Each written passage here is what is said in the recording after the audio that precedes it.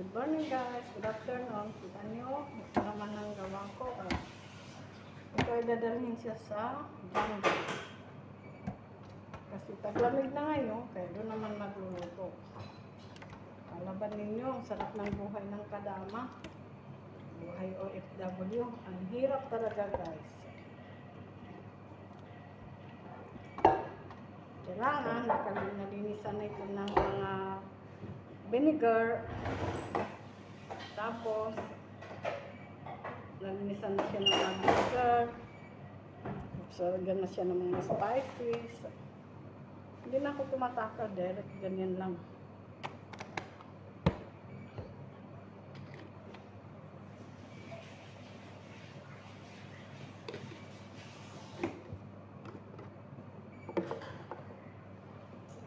Kaya gagawin siyang magsibus. 2 cups.